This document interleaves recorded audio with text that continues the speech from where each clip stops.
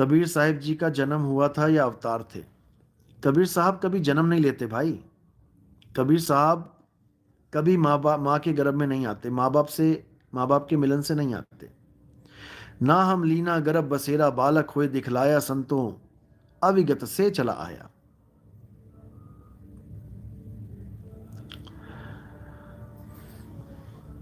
उषा शर्मा, साहिब बंदगी सतनाम सतनाम।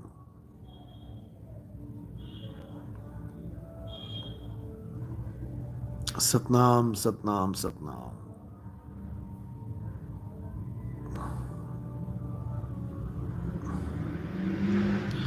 अरविंद सिंह तोमर, चरणामृत में ये मृत क्यों लगा है साहिब?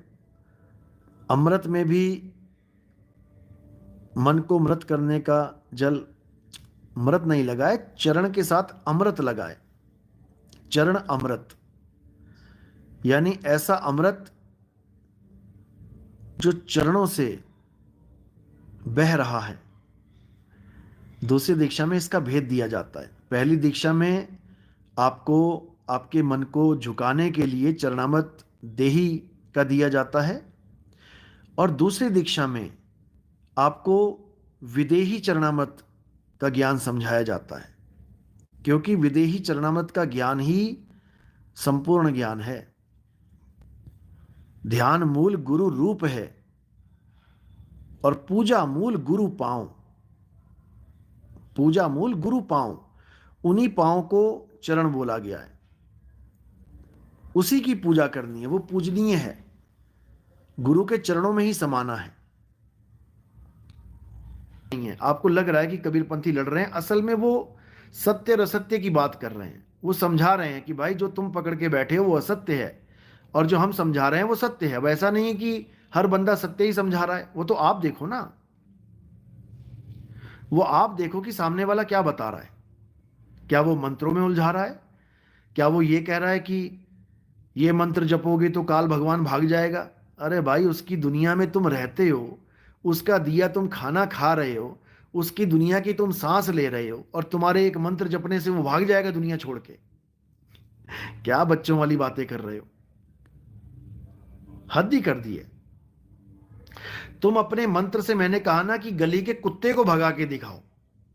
जिसको भी लगता है कि किसी मंत्र से बहुत ये भूत भाग सकते हैं, प्रेत भाग सकते हैं, या कोई काल भाग सकता है, तुम एक कुत्ते को भगा के दिखाओ। सारा मंत्र पढ़ लो तुम 10 बार, एक कुत्ता नहीं भागेगा तुम्हारे मंत्र से। मंत्र छोड़ के लाठी पकड़ लो, अब पास भी नहीं आएगा। तो मंत्र बड़ा की लाठी? पहले ये समझ लो। जब तक यही नहीं समझ में आया तब तक आप कुछ नहीं कर सकते, कुछ भी नहीं। तो ये बहुत जरूरी है। देवासी, कबीर जी तो राम राम ही जपते थे। नहीं, ये आपकी गलत फहमी है। कबीर साहब ने वाणियों में राम राम बहुत लिखा। क्यों लिखा? क्योंकि राम एक शब्द ऐसा है जो जो हर इंसान को समझना चाहिए। राम के नाम के गुण बहुत हैं। क्या गुण है उसका? उसको हम कहते हैं रमता राम। रमता राम, रमता राम का मतलब होता है जो रम जाए, वही राम है। और वो राम सब में है। हिंदू में भी है, मुसलमान में भी है, सिख में भी, ईसाई में भी है। गुण के आधार पे कबीर साहब ने उस राम का नाम लिया। साहिब ने बोला भी कि कस्तूरी कुंडल वसे और मृग ढूंढे वन माही, ऐसे रमता राम हैं ये दुनिया जाने नाही। अब वो रमता राम की बात कर रहे हैं, लेकिन लोगों ने समझ लिया कि वो राम जी की बात कर रहे हैं। तो इसलिए दिक्कत यहां पे आ जाती है। एक ही सवाल बार बार ना पूछें, मैंने बता दिया इसको। थोड़ा इंटेलिजेंट होने का प्रमाण दें।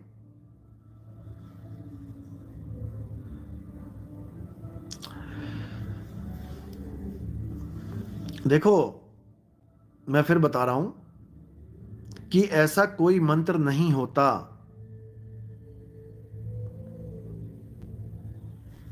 अच्छी तरह समझ लो। अगर ऐसा कोई मंत्र होता तो इन पॉलिटिशियंस के ऊपर क्यों नहीं मंत्र चलते हैं? टारगेट सतलोक उनके सवालों के जवाब दे दिए हैं, इसलिए वो बार बार एक ही सवाल पूछ रहे हैं। इसलिए यहां पर आप लोग के सवालों के जवाब देने के लिए नहीं बैठा हूं मैं। जो मैंने जवाब दे दिया उसको अच्छी तरह समझ लो। सतनाम, सतज्ञान, सत्य पूजा पाठ। गुरुजी आपका मूल ज्ञान खुल गया है, इसलिए सब गुरु उसकी चाल को डर हो गया है कि मेरी गाड़ी रुक जाएगी। कोई बात नहीं। देखो, ये होता है भेड़ चाल। एक आदमी ने लिखा, अब उसने कहीं ग्रुपों में मैसेज कर दिया होगा कि ये लिंक है, इस पे जाकर यही मैसेज करो। अब अंधी घोड़ी कहते हैं ना, अंधी भेड़ बस चली जा रही है, चली जा रही है। कोई विवेक नहीं, कोई विचार नहीं, इतना भी नहीं समझ रहे हैं कि इस सवाल का जवाब मैं दे चुका हूं। बड़ी मुश्किल से मिलता है, इसको ऐसी हल्के में नहीं गवा देना चाहिए। इसकी देखभाल भी करनी है, क्योंकि इसी के द्वारा आपको ये सुनहरा मौका मिला है मुक्ति का। अगर ये मनुष्य शरीर ना हो तो आपको मुक्ति नहीं मिल पाएगी। बाकी जितने भी शरीर हैं वो सब 184 के भोग जून के हैं। केवल ये एक ऐसा शरीर है जिसमें आप भक्ति कर सकते हो।